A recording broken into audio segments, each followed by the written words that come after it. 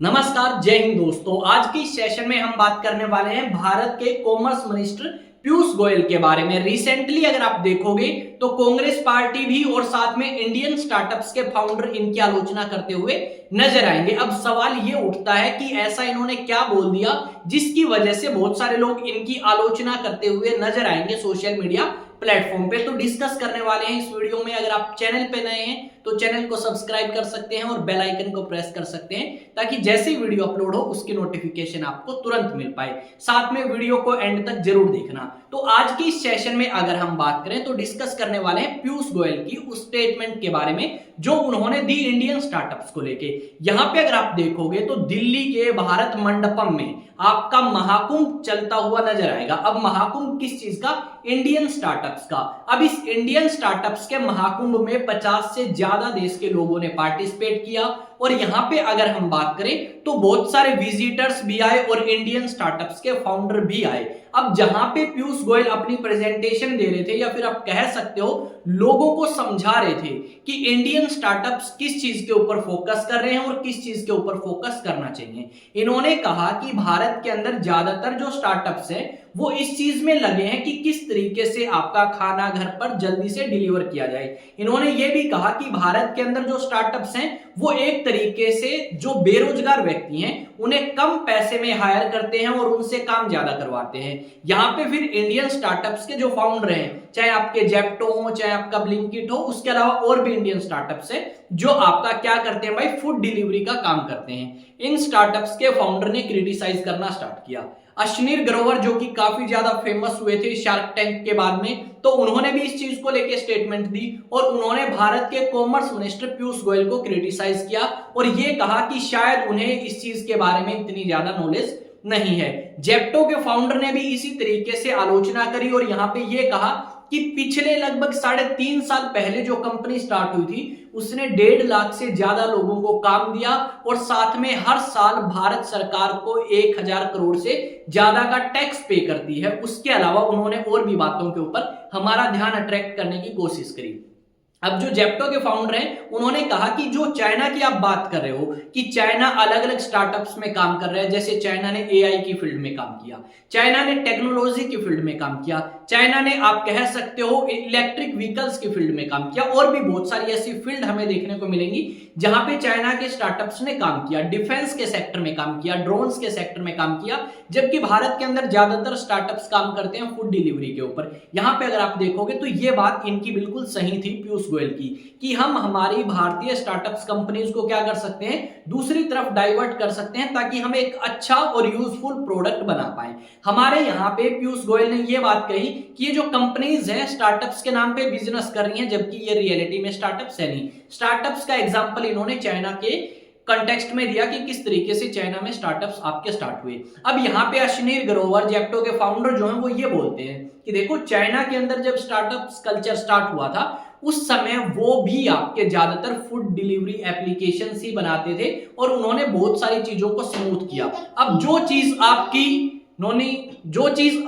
क्या है भाई, जो चीज आपकी पहले डिलीवर होती थी 5 से 7 दिन में, उसके अलावा आज के समय वो चीज हमारे पास 10 से 15 मिनट में डिलीवर हो सकती है। यहाँ पे अभी कोई बैठा है मेरे पीछे तो वो शोर कर रहा है, वीडियो में दिखाऊंगा शॉर्ट्स में। अभी इस चीज को समझते हैं कि किसने बीच में आवाज करी थी। यहाँ पे अगर आप देखोगे तो एक दो न्यूज आर्टिकल है, इन न्यूज आर्टिकल्स में इसी चीज का जिक्र किया गया है। यहाँ पे कांग्रेस जो पॉलिटिकल पार्टी है उसने आलोचना करी पीयूष गोयल की और ये कहा कि भारत के प्रधानमंत्री नरेंद्र मोदी की पीयूष गोयल ने पोल खोल दी कि किस तरीके के स्टार्टअप्स हैं भारत में और क्या भारत आत्मनिर्भर बन सकता है या नहीं बन सकता। उस चीज को लेके भी इन्होंने थोड़ी सी आलोचना करी। ये जो बिल्डिंग है इसके अंदर ही आपका स्टार्टअप्स महाकुंभ 2025 जो है आयोजित कराया गया है, जो कि 3, 4 और 5 अप्रैल तक चला, यानी आज तक आपका ये महाकुंभ चला स्टार्टअप्स को लेके और बहुत सारे लोगों ने इसमें पार्टिसिपेट किया। डेफिनेटली जो आपके फूड डिलीवरी एप्लीकेशंस बनी हैं या स्टार्टअप्स आपके बने हैं उनसे हमें बेनिफिट भी हुआ है और कहीं ना कहीं नुकसान। देखो आज के समय क्या है, हर एक आदमी को पता है कि अगर हमें कोई भी आइटम मंगाना है तो वो आइटम जल्दी से हमारे पास पहुंच सकता है। तो क्या पता हम एक बार उससे कोई चीज मंगाए, दूसरी बार कुछ और चीज मंगाए, तीसरी बार कुछ और, क्योंकि अब हमें वेट नहीं, जैसे ही नीड होती है उस हिसाब से हम चीजें मंगवा सकते हैं। पर कहीं ना कहीं वो बाइक पे आएगा या किसी और सोर्स पे आएगा तो उससे आप आपका पेट्रोल भी यूज होगा या बैटरी जो है वो खर्च होगी, कहीं ना कहीं वो क्या कर सकती है भाई, पोल्यूशन कर सकती है। और यहाँ पे हमें ये देखने को मिला है कि इन स्टार्टअप्स के माध्यम से कई बार ये कंप्लेंट आती है कि ये जो आपके डिलीवरी बॉय हैं या डिलीवरी गर्ल हैं, इनको सही समय पे वेतन नहीं मिल पाता, सही समय पे इनको अपने जो पैसे हैं वो नहीं मिल पाते। यहाँ पे ये भी हमें देखने को मिला है कि इंडियन स्टार्टअप्स जो हैं वो डेफिनेटली स्टार्ट हो रहे हैं। अगर आप शार्क टैंक में भी जाके देखोगे तो वहां पे भी ज्यादातर स्टार्टअप्स फूड को लेके, खाने को लेके ही हमें देखने को मिले हैं। कोई ज्यादा अच्छा स्टार्टअप्स हमें वहां पे नहीं देखने को मिला। एआई की फील्ड में या फिर आप बात करें ड्रोन टेक्नोलॉजी की फील्ड में, एग्रीकल्चर की फील्ड में कुछ बड़ा किया हो किसी ने, तो ऐसे स्टार्टअप्स नहीं आए। एक तरफ देखें तो कहीं ना कहीं भारत के कॉमर्स मिनिस्टर पीयूष गोयल की स्टेटमेंट सही है कि हमें इस चीज से ध्यान हटा के थोड़ा सा दूसरी तरफ ध्यान डाइवर्ट करने की जरूरत है, ताकि हम उस सेक्टर को भी टच कर पाए जो सेक्टर आज तक हमने नहीं किया। और चाइना जो है उस सेक्टर में हमसे काफी ज्यादा आगे निकल चुका है। अगर हमने अब भी कोई कदम नहीं उठाया तो डेफिनेटली वो हमसे और ज्यादा आगे निकल सकते हैं। तो इस करके भारत के इस मंत्री ने, पीयूष गोयल ने आपकी ये बात कही है। देखो, आलोचना आपकी अपोजिशन करती है और हमेशा अपोजिशन का यही काम है, पर यहाँ पे हमें ये समझना होगा कि क्या क्या बातें न्यूज़पेपर में लिखी हैं वो तो हम समझ चुके हैं, पर देख और ले।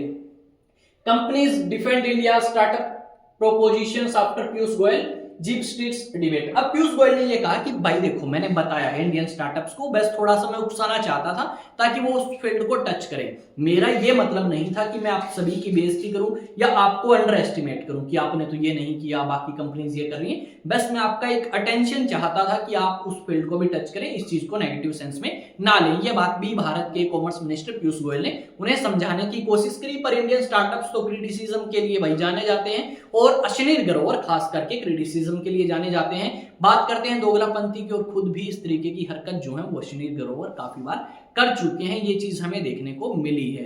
तो ये सारे के सारा मामला था। आई थिंक आपको समझ आया होगा। अब बात करते हैं, अगर आप में से कुछ स्टूडेंट जो एनडीए की तैयारी करना चाहते हैं तो डेफिनेटली आप हमारे साथ ऑफलाइन और ऑनलाइन बैचेस में नेशनल डिफेंस एकेडमी की तैयारी कर सकते हैं आईएएस स्टडी सेंटर इंस्टीट्यूट के ऊपर। यहाँ पे अगर बात करें तो फाउंडेशन बैचेस स्टार्ट होंगे 2025 के लिए। अप्रैल 13 को एग्जाम है आपका नेशनल डिफेंस एकेडमी का, उसके लिए ऑल द बेस्ट। और साथ में एड्रेस नीचे दिया गया है, ये कॉन्टैक्ट नंबर है 9812579188। इस पे कॉन्टैक्ट करके अधिक जानकारी पा सकते हैं। अगर आप अपने बच्चों को क्लास 1 से लेकर 12 तक ट्यूशन दुआना चाहते हैं, या आप कह सकते हो ट्यूशन करवाना चाहते हैं किसी भी सब्जेक्ट को लेके, चाहे वो फिजिक्स हो, केमिस्ट्री हो, बायो हो, अप टू 12th क्लास, तो आप हमें अप्रोच कर सकते हैं इसी नंबर पे। एक नए सेशन में एक नई न्यूज़ के साथ मिलेंगे, पर मैं आपसे रिक्वेस्ट करूंगा आप अपना ओपिनियन शेयर करें इंडियन स्टार्टअप्स को लेके और भारत के कॉमर्स मिनिस्टर पीयूष गोयल को लेके, कि उनकी जो स्टेटमेंट है वो आपको सही लगी या कहीं ना कहीं आपको उनकी स्टेटमेंट गलत लगी। वो आप अपना ओपिनियन शेयर कर सकते हैं। मिलेंगे नेक्स्ट वीडियो में। जय हिंद, जय भारत।